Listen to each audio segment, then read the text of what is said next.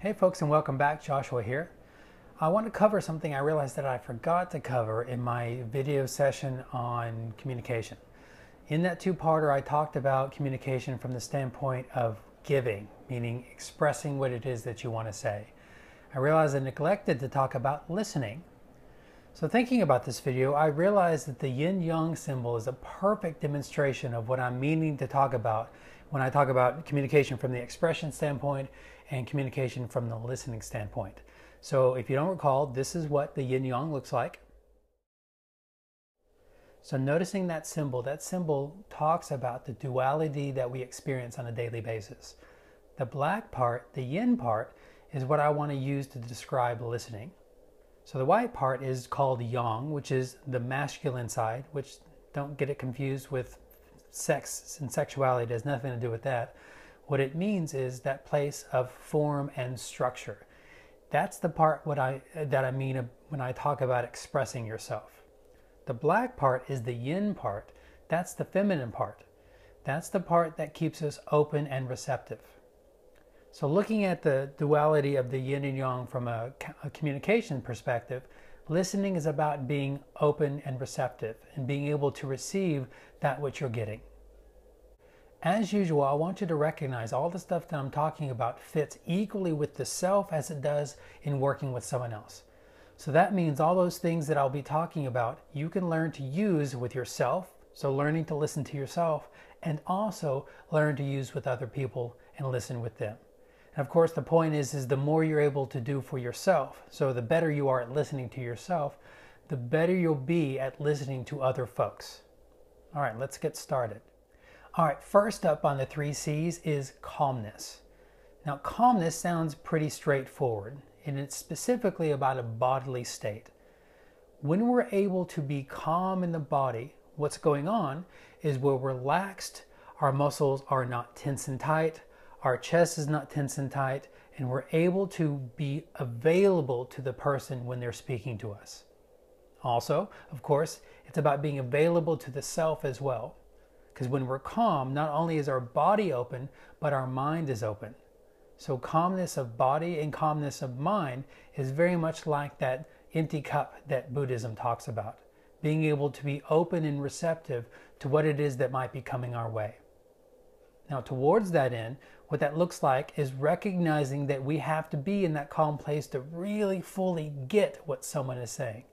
And the reason this is the case is when we are tense, either physically or mentally, we are predisposed to hear something a particular way. So we're in fact not being objective at all. We're being that very subjective place that is our own personal perspective, biases, opinions, and so forth. There's nothing wrong with that, except for when we're wanting to fully understand what someone else is saying.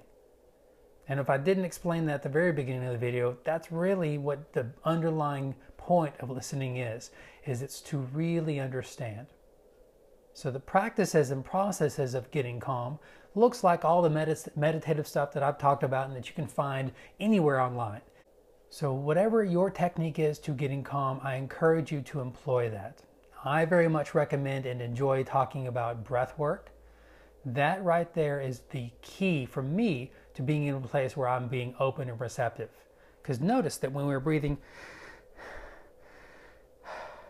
tense and tight up here, when we breathe shallowly, our physical body is more tense.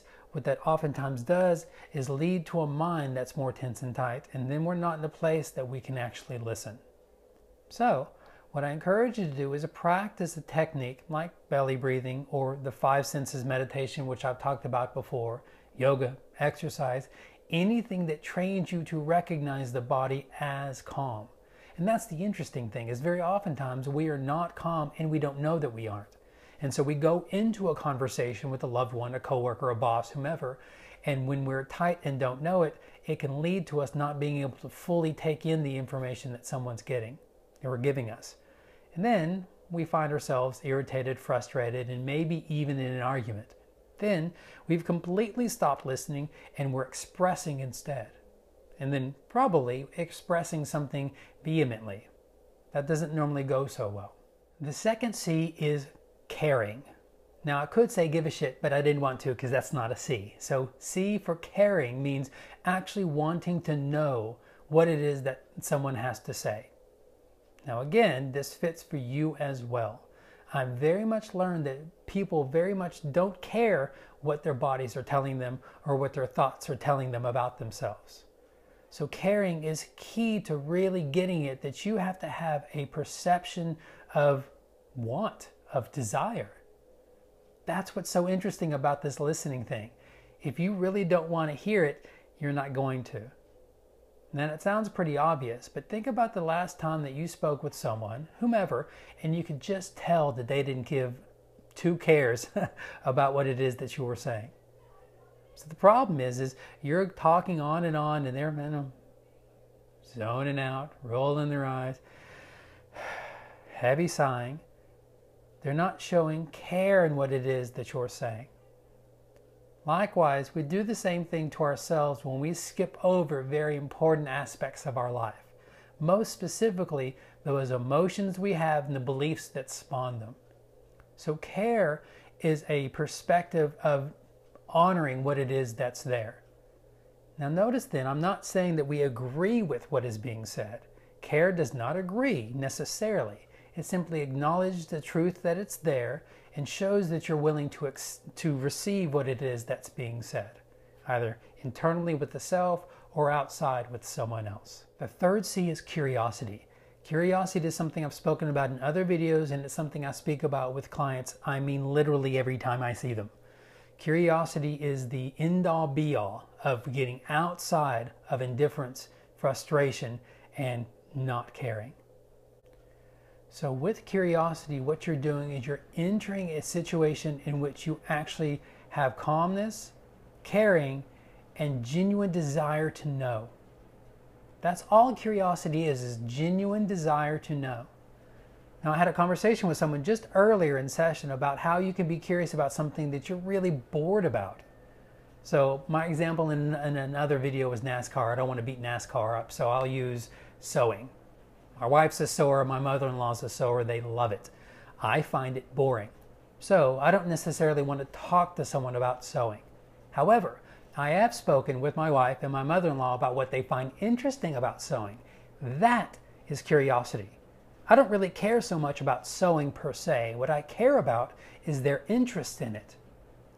So in curiosity, you're using your own personal experience to figure out how to connect with someone else. And that at its base is what curiosity is it's bridging a gap between something you do know and something you don't know.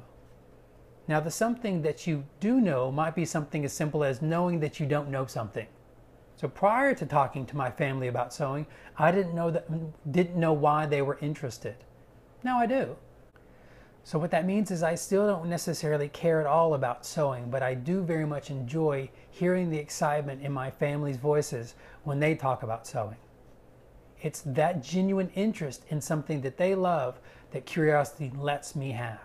It let me have it through just asking questions. I stayed calm in my body. I cared about what it is that they were talking about, and then I asked questions. And the interesting thing is, even though you can be bored about something, you can still be curious about why someone else is interested. Now this fits beautifully in line with getting connected to a loved one, a spouse, a child, whomever, at the end of a long day. Oftentimes the last thing we want to do is listen to someone else because we've had a long day ourselves. But notice that listening is something that we can give free of charge. What we give is genuine interest and care in the other person. Not necessarily the thing they're talking about, but the fact that they find it so intriguing. If we love that person, we'll find space within ourselves to figure out why.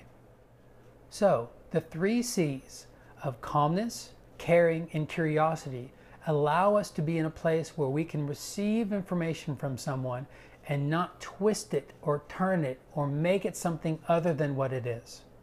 As I said earlier, all listening really boils down to is understanding.